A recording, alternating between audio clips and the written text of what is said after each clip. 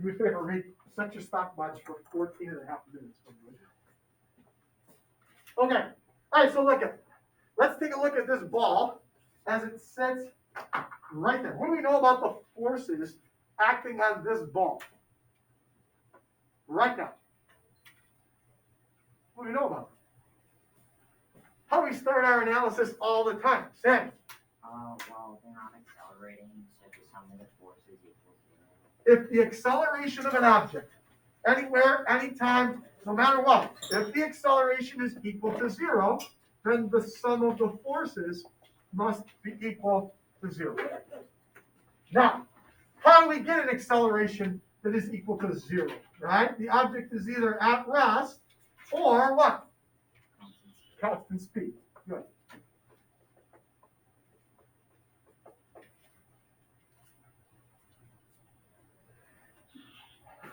Now, what happens if I take this ball and I drop the ball?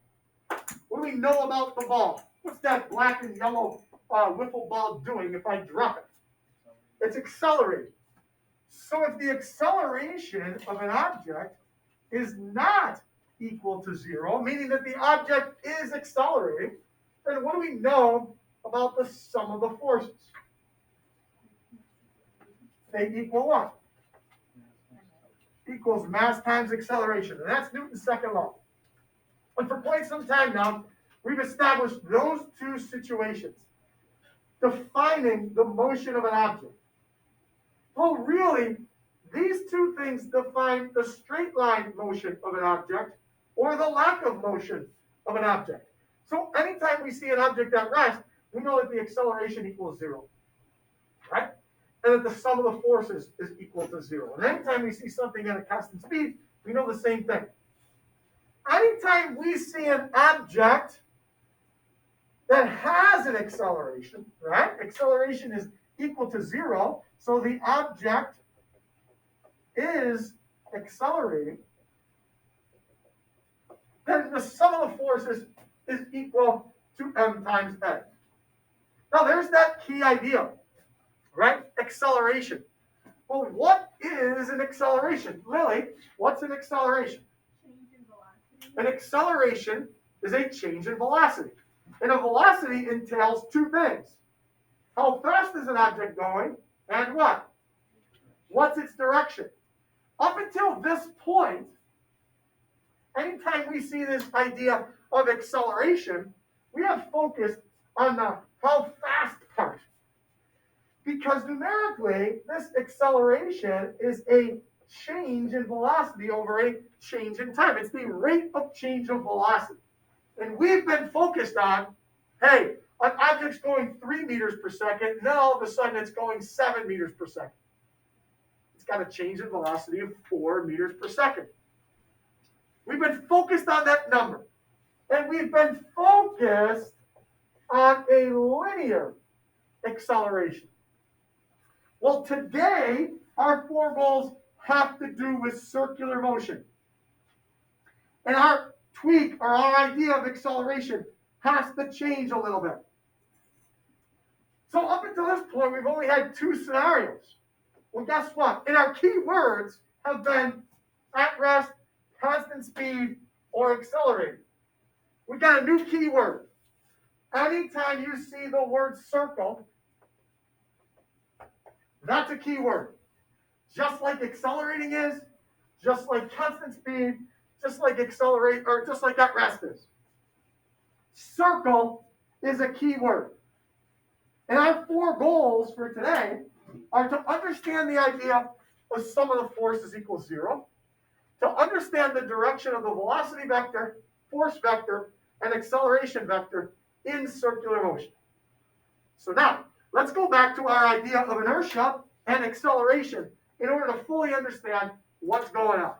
So, I take this ball, and I twirl this ball in a circle. Where does this ball always want to go? Sammy. In whatever straight line path it is current moment. What do we call that? We call that inertia. It wants to go in a straight line path, no matter where it is. That's always an object's desire when that object is in motion. Is this ball ever going in a circular path? Ever going in a straight line path? No. So something must be preventing it from wanting to go in a straight line path. Now let's think about this, right? This ball is traveling in a circle that is counterclockwise to you, right? Is it? I'm backwards, right? It's counterclockwise to you. Well, if this ball is traveling in a counterclockwise circle, where does it want to go when it's located right here at, what's that, 3 o'clock to you? Like, where does this thing want to go, Carl? It wants to go straight up. We mentioned that term already. What is this relative to the circle? That thing is tangent. The velocity vector in a circle is always tangent to the circle. And again, we've got 4 goals for this circular motion, and they're more straightforward than usual. Can you understand that the velocity vector is always tangent to the circle? Super important. So therefore, if I let this ball go right here, where's it going to go?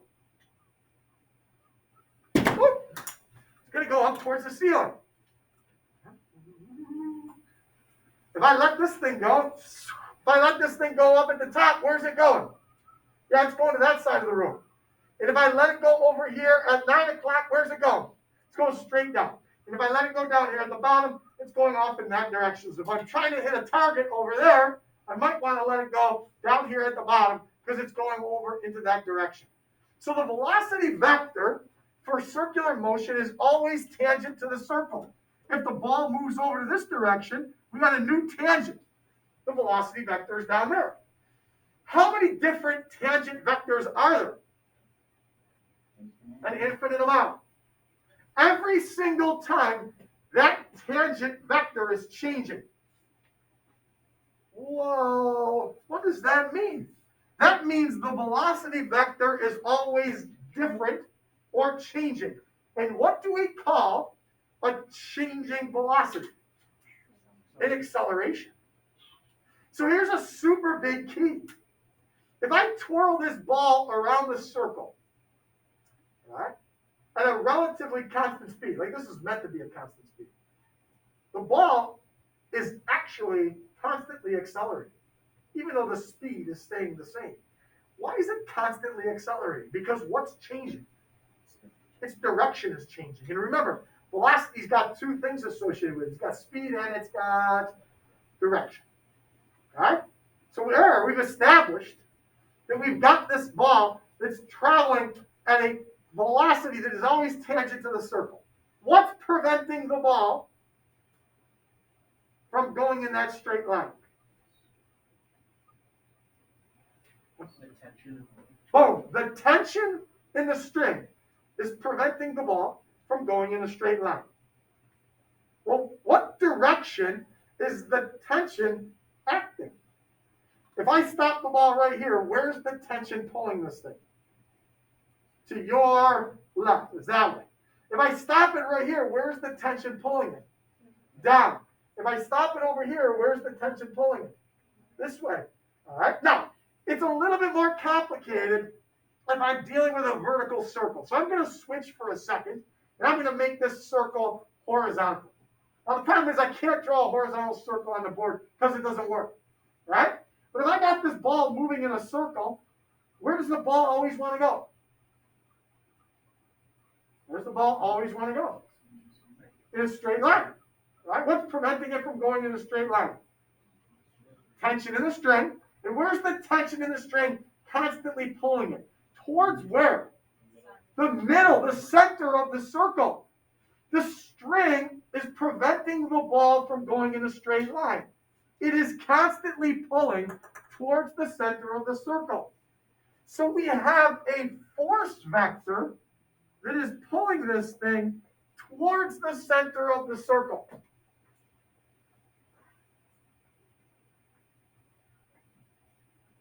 No matter where the object is on that circle, the force vector is pulling it towards the center of the circle.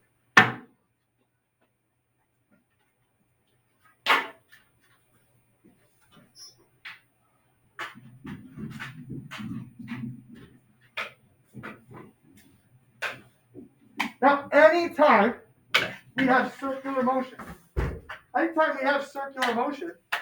that involves an object moving in a circle and being forced towards the center of the circle.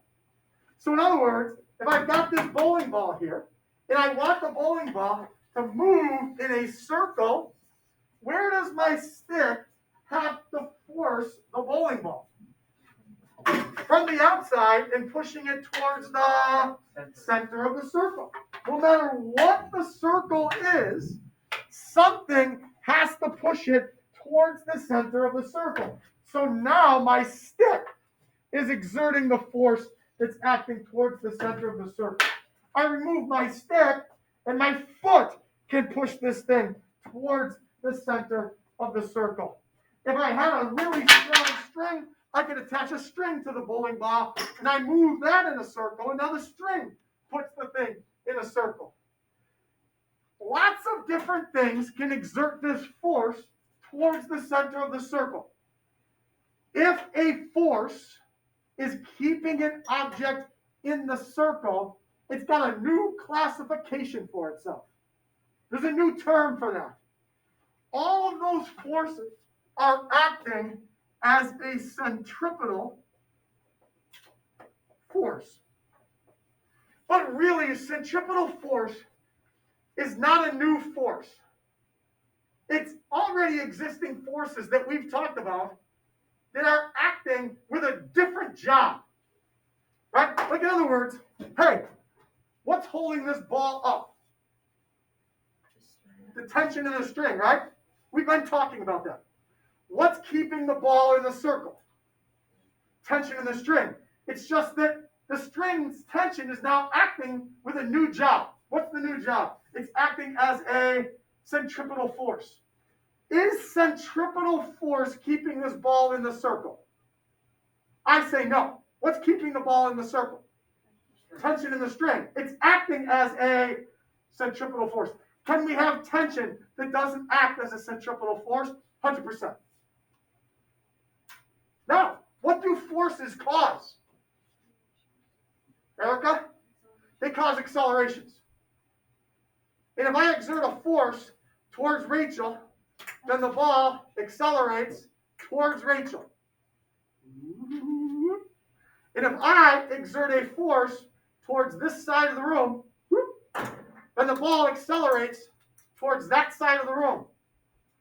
So if a force is being directed towards the center of the circle, then where's the acceleration going? Towards the center of the circle. So our acceleration vector for circular motion also points towards the center of the circle. Because forces cause accelerations, and accelerations are in the direction that forces act. Specifically, in the direction that the net force acts.